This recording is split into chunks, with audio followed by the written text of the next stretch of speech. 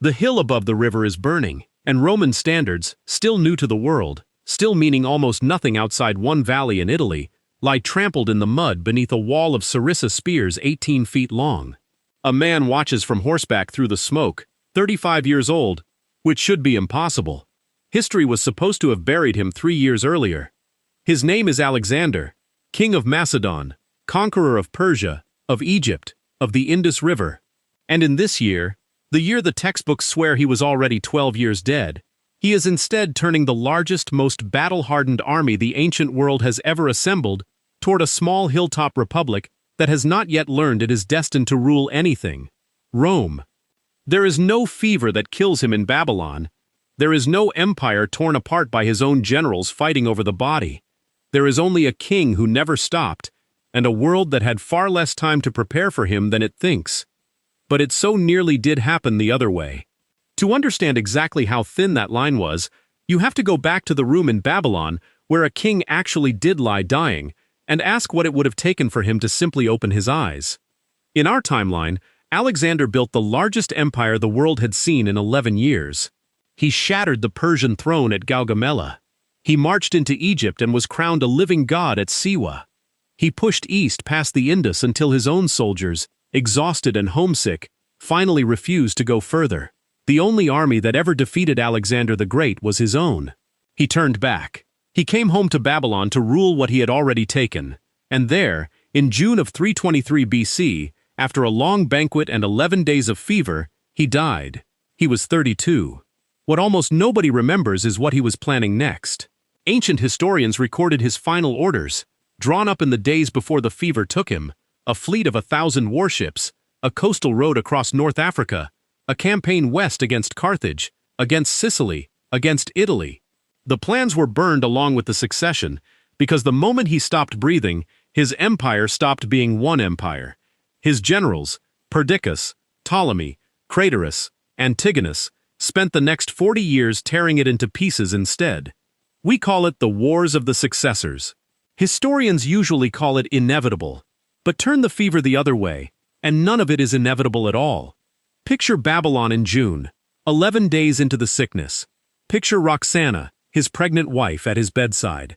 Picture the physicians who, in our timeline, could do nothing. Now picture one of them getting the dosage right, or the infection breaking a single day earlier than it did, and Alexander opens his eyes. This is the moment history unfolded exists to find. The second a certainty in every history book quietly stops being certain. If you want more turning points like this one, subscribe now, because the empire he built was never finished being built. He does not rest. Resting was never in him. He calls Craterus back from the veteran march home to Macedon and gives him a new order: hold the West. He keeps Perdiccas at his side instead of leaving him a throne to fight over. He puts Ptolemy in charge of the shipyards of Phoenicia and Egypt instead of a province to eventually crown himself king of. The empire does not fracture, because the one thing holding it together was never the government. It was him. The 1,000-ship fleet gets built. Carthage, the great trading power of the Western Mediterranean, sees it coming and sues for an alliance instead of a war. Alexander accepts, because a compliant Carthage is more useful to him than a ruined one. Sicily falls in a single campaigning season, and then the phalanxes cross into Italy, where a mid-sized hill republic called Rome is still fighting the Samnites for control of a single valley, with no navy, no professional army, and no idea at all that the most dangerous man in the ancient world has just noticed it exists. But this was only the first domino.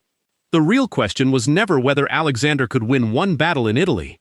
It was whether an empire built entirely around one unstoppable man could survive learning how to rule what it conquered. The Roman soldiers of 323 BC are nothing like the legions of Caesar 3 centuries later. They are a citizen militia still perfecting the maniple, small flexible fighting squares that would one day make the legion famous, against Samnite hill tribes in the mountains behind them, against a Macedonian phalanx backed by Thessalian cavalry and siege engineers who had already cracked the sea walls of Tyre. Rome's early republic has no answer ready. The city on the Tiber is not erased. Alexander rarely erased what he could rule through instead.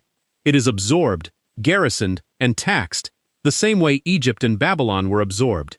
A satrap, a Macedonian-appointed governor, sits where a senate was only beginning to matter. Here's the question worth sitting with. If Rome never gets the 400 years it needed to build the Republic, the legions, the roads, the law, was the world better off, or did it just trade one empire's ceiling for another's? Tell me what you think in the comments, because historians have never agreed on this, and neither will you. And the world had not finished changing yet, because Alexander was already looking further west, toward Iberia's silver mines and the tribes beyond the Alps, when the one question every empire built on a single man eventually has to answer finally arrived: succession. Roxana's son is a child. Alexander is human, whatever the priests at Siwa once declared. The empire that never fractured while he lived was always only one illness away from fracturing anyway. Trace it forward a century, and the shape of the world is unrecognizable. There is no Punic Wars, because Carthage was never Rome's rival. It was Alexander's ally. There is no Roman law spreading across Western Europe, no Latin becoming the language of a continent. Greek is. The Mediterranean is a Macedonian lake, ruled from a new capital, not from 7 hills that never got the chance to become the center of anything. And 4 centuries later, when a much smaller Greek king named Pyrrhus actually did try to invade Italy in the world you live in, and very nearly wrecked Rome doing it with a fraction of Alexander's force, historians would still be arguing about what might have happened if the first, far larger Macedonian army had arrived 100 years earlier, when Rome was smaller still. Now come back to that burning hill above the river, to a king on horseback who was never supposed to still be alive to see it. Every road built across Western Europe, every language spoken from Lisbon to Bucharest, every legal system resting on Roman law, all of it depends on 11 days in a Babylon sickroom where, in our world, the fever won. It came down to whether one man's body held out a little longer than it did. So which world would you rather have inherited? The empire one unstoppable man might have built, or the republic that got 4 centuries to build itself instead?